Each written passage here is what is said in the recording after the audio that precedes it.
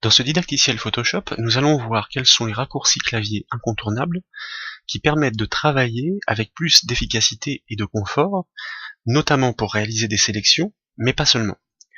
Tout d'abord, comme pour tout logiciel, les menus de Photoshop proposent différentes fonctionnalités. En regard de chacune d'entre elles, le raccourci clavier qui permet de l'exécuter est rappelé. Ainsi, par exemple, pour désélectionner ou désactiver une sélection active, le CTRL D permet de le faire sans passer par le menu. Une autre méthode pour connaître des raccourcis clavier intéressants consiste à pointer sur un outil de la palette outils et de consulter l'information qui est donnée dans l'infobulle.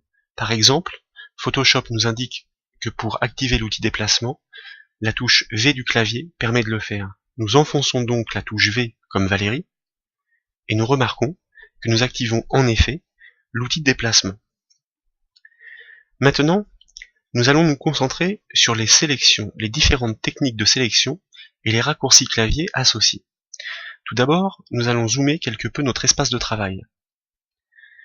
Nous pouvons activer notre outil sélection ici, qu'il s'agisse de l'ellipse ou du rectangle de sélection avec la touche M, et nous pouvons tracer une ellipse ou un rectangle en cliquant et en glissant sur le document.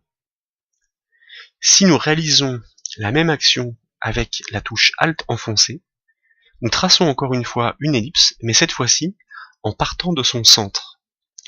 Intéressant lorsqu'on est positionné sur des repères pour faire des sélections précises. Idem pour le rectangle, avec la touche Alt, nous traçons bien un rectangle par son centre, à partir de l'emplacement où nous avons initié la sélection. Si, à la place de la touche Alt, nous enfonçons la touche Maj, nous contraignons la sélection. Le rectangle de sélection devient un carré de sélection.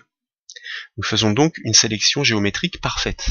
De la même façon, l'ellipse de sélection avec la touche Maj devient un cercle de sélection. Donc, si nous enfonçons les touches Alt et Maj en même temps que nous traçons l'ellipse, nous traçons en réalité un cercle de sélection par son centre. De la même façon, avec le rectangle de sélection et les touches Alt et Maj, nous traçons un carré de sélection par son centre. Si maintenant nous traçons un rectangle de sélection et que nous enfonçons la barre d'espace du clavier, vous remarquez qu'en même temps que nous traçons la sélection, nous pouvons la déplacer pour la positionner. Nous relâchons espace et nous pouvons ajuster la sélection. Vrai pour toutes les sélections. Ainsi, je peux très bien tracer un carré avec la touche Maj, et en enfonçant la barre d'espace, je déplace mon carré, je relâche la barre d'espace une fois qu'il est positionné, et je reprends le tracé du carré avec la touche Maj et la souris. Voilà comment contraindre donc des sélections de manière à les positionner précisément à l'aide des touches Alt et Maj essentiellement du clavier, la barre d'espace pour le déplacement. Nous allons voir maintenant comment nous pouvons combiner des sélections. Nous traçons dans un premier temps un carré de sélection avec la touche Maj donc. Nous activons l'ellipse de sélection, nous enfonçons d'abord la touche Maj, remarquez le petit symbole plus qui accompagne le curseur, et nous traçons notre ellipse. Si nous enfonçons de nouveau la touche Maj, d'une part nous ajoutons la sélection à la précédente, et nous contraignons l'ellipse en cercle. Nous relâchons la souris, nous venons de combiner, d'additionner deux sélections, et ainsi de suite. Barre d'espace pour déplacer, comme ceci. Inversement, si lorsque nous traçons l'ellipse de sélection, avant d'initier la sélection, nous enfonçons la touche Alt du clavier, vous remarquez cette fois que le curseur est accompagné d'un signe moins, signifiant que nous allons soustraire la sélection. Touche Maj pour faire un cercle par exemple. Nous relâchons la souris. Nous soustrayons bien les sélections. Alt pour soustraire. Nous traçons. Maj pour contraindre. Espace pour déplacer. Nous relâchons la souris. Et nous avons bien soustrait les sélections. Donc vous voyez qu'il s'agit quand même d'une combinaison de nombreuses touches qu'il faut s'entraîner à manipuler pour bien les maîtriser. Nous ne voulons plus de cette sélection, nous pouvons soit cliquer directement dessus avec l'outil de sélection, ou comme nous l'avions vu tout à l'heure dans le menu, effectuer au clavier un CTRL D, D comme Denise, et nous désélectionnons. Nous pouvons réaliser ces combinaisons aussi depuis la palette des calques. Comme vous le constatez, cette image est constituée de nombreux calques. Ici, nous avons le calque de la fraise du milieu. En tout cas, des couleurs sur la fraise du milieu, nous le constatons quand nous le masquons. Si nous réalisons un CTRL-clic sur le calque 1, vous remarquez que nous récupérons la sélection de l'image de ce calque, puisque tout le reste est en transparence, soit approximativement la sélection de la fraise sans les feuilles de la fraise. Les feuilles de la fraise sont sur le calque 2. Comme notre sélection est active, si maintenant nous réalisons non pas un CTRL-clic, mais un CTRL-MAJ-clic sur la vignette du calque 2, vous remarquez que cette technique permet, par le biais de la palette des calques, d'additionner la deuxième sélection à la première, CTRL-MAJ-clic. Si en revanche, nous réalisons sur une vignette de l'un des calques, par exemple le calque 1, un CTRL-ALT-clic, cette fois-ci, nous soustrayons les sélections. Donc voilà encore un mélange cette fois-ci entre la souris, le clic, et les touches du clavier pour récupérer et combiner facilement des sélections sur l'espace de travail.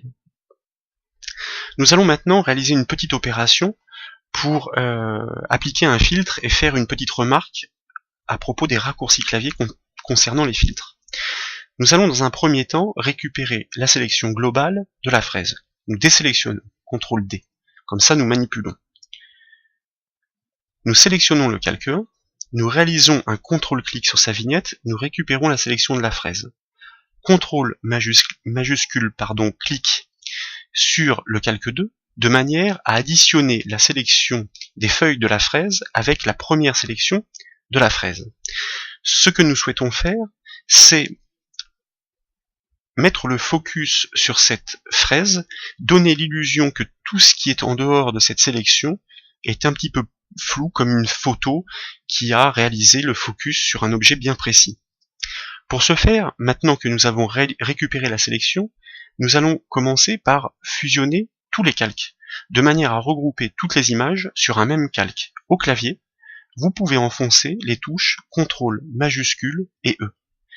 Sur l'espace de travail, rien ne change. Par contre, dans la palette des calques, nous n'avons plus qu'un seul calque où toutes les images ont été fusionnées sur le même calque. Si vous voulez vous souvenir de ce raccourci clavier, vous pouvez passer par le petit menu de la palette des calques et comme vous le remarquez, fusionner les calques visibles est associé à majuscule CTRL E. Comme nous souhaitons rendre tout le reste de l'image flou, nous souhaitons agir sur tout ce qui est en dehors de la sélection, et surtout pas sur la sélection. Donc, nous allons inverser la sélection. Au clavier, cette fois-ci, nous allons faire CTRL majuscule I. Et vous remarquez, cette fois-ci, que tout est sélectionné, sauf la fraise. Nous avons inversé la sélection.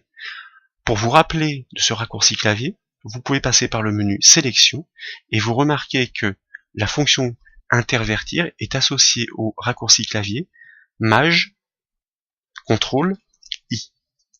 Nous allons maintenant appliquer un flou gaussien sur cette sélection intervertie. Filtre, flou, flou gaussien. Un flou gaussien léger. Par exemple, rayon 2 pixels. Alors le souci ici, ici nous l'avons bien récupéré. Comme vous le remarquez, nous avons bien effectivement un léger flou qui s'est appliqué sur la globalité de l'image, sauf sur la fraise du centre dont la sélection l'épargnait. Si nous estimons que ce flou est trop léger et que nous souhaitons le renforcer, nous allons demander à Photoshop de l'exécuter à nouveau, sans repasser par la boîte de dialogue. Pour ce faire, nous réalisons au clavier un CTRL F. Et vous remarquez que nous avons accentué l'effet de flou. Comme l'indique le menu filtre, pour répéter le dernier filtre exécuté, il suffit de réaliser au clavier le raccourci CTRL F. Et le résultat est obtenu. En effet, nous avons bien un arrière-plan qui paraît flou et une fraise du milieu au premier plan qui semble plus nette. Maintenant, nous allons étudier les possibilités que nous offrent les repères et les grilles. Pour ce faire, nous allons commencer par récupérer un autre fichier, celui-ci. Les adresses de ces fichiers vous sont données dans le support de formation pas à pas du site, bombache.fr, de manière à ce que vous puissiez reproduire toutes les manipulations proposées dans cette vidéo. Les repères sont des outils, ainsi que la grille, qui permettent de faciliter le placement des images, ainsi que des sélections parce qu'elles ont un magnétisme. Les repères se glissent sur l'espace de travail depuis les règles verticales et horizontales. Première chose, si elles ne sont pas présentes, c'est le raccourci clavier CTRL-R, R comme Roger, qui permet de les afficher ou de les masquer, CTRL-R. Dès lors que les règles sont présentes, vous pouvez cliquer et glisser depuis la règle horizontale un repère horizontal, comme ceci, et un deuxième éventuellement. Même chose avec les repères verticaux, vous remarquez les petites infobulles qui vous donnent la position exacte du repère à l'endroit où vous le placez, en pixels. Si nous souhaitons travailler avec plus de minutie, nous pouvons avoir besoin de la grille. La grille peut s'afficher par le raccourci clavier CTRL et commercial, ou esperluette. Le et commercial, c'est le petit symbole un petit peu bizarre qui se trouve sur la touche 1 du clavier, en haut à gauche. Et vous voyez que la grille avec des carreaux plus petits intervient sur l'espace de travail. Si toutefois, pour un travail de minutie, ces carreaux ne sont pas assez petits, vous pouvez passer par les préférences de Photoshop de manière à régler le pas de la grille. Petite remarque préalable, vous remarquez que depuis que nous avons ouvert ce nouveau fichier, nous n'avions pas fermé l'autre, donc deux fichiers sont ouverts, deux images sont ouvertes dans Photoshop. Un raccourci clavier permet de basculer de l'une à l'autre, il s'agit de contrôle tabulation, contrôle tab, comme ceci. Donc c'est très pratique aussi. Si nous imaginons que nous avons bien utilisé les grilles et les repères de manière à effectuer des sélections précises, et que maintenant ces grilles et ces repères encombrent l'espace de travail dans la mesure où nous n'en avons plus besoin, nous avons besoin surtout de les masquer. Pour les masquer au clavier, nous réalisons le raccourci CTRL-H, H comme une hache. Et vous remarquez qu'ils disparaissent. Si vous reproduisez le raccourci clavier CTRL-H, à ce moment-là, vous leur demandez de réapparaître. CTRL-H, CTRL-H. Voyons maintenant comment nous pouvons réaliser, à l'aide du clavier, des transformations sur des images de Photoshop. Nous sélectionnons ici la vignette du calque de l'image du chien. Comme vous le voyez, nous le masquons, nous l'affichons. Au clavier, nous réalisons le raccourci CTRL-T. T comme tourisme. Des poignées encadrent l'image du chien de manière à pouvoir la transformer. Toujours pareil, on peut la réduire ou l'agrandir, mais vous voyez qu'on perd ses proportions.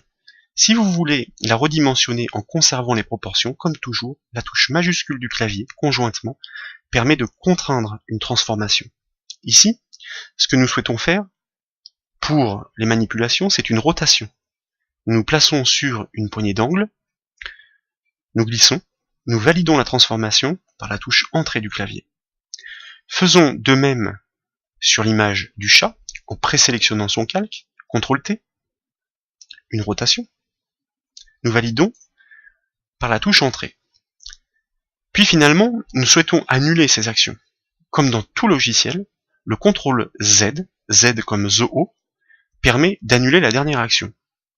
Par contre, dans Photoshop, c'est un petit peu particulier. Si nous refaisons CTRL-Z, nous n'annulons pas en cascade, nous annulons ce que nous venons d'annuler. Ça veut dire que nous rétablissons notre dernière transformation. Ce qui permet d'annuler en cascade dans Photoshop, c'est le raccourci clavier CTRL-ALT-Z. CTRL-ALT-Z. Nous revenons chronologiquement dans les actions que nous avions effectuées. D'ailleurs, c'est ce que rappelle le menu édition. Pour annuler, CTRL-Z. Pour annuler en cascade, CTRL ALT Z, ou bien pour rétablir, majuscule CTRL Z. Enfin, il existe des petits raccourcis clavier assez intéressants pour pouvoir modifier les zooms de l'image. Pour ce faire, vous savez que déjà, nous avons l'outil main. L'outil main ici, H, nous indique Photoshop pour l'activer. Un double clic sur cet outil permet de basculer l'image en taille écran. Ça veut dire qu'elle va optimiser l'espace de travail, de manière à s'adapter et être affichée dans son intégralité. Si nous faisons la même chose sur l'outil loupe, nous passons en taille réelle. Un double clic sur l'outil loupe permet de passer en taille 100%, comme l'indique le zoom ici. Au clavier, pour agrandir le zoom, CTRL plus, CTRL plus, CTRL avec la touche plus du pavé numérique. Pour réduire le zoom, CTRL et moins du pavé numérique, comme ceci. Voilà donc des raccourcis clavier fort utiles pour manipuler l'ensemble des éléments de Photoshop et surtout pour les sélections, sans lesquelles nous ne pourrions pas réaliser des sélections spécifiques ou bien encore les combiner.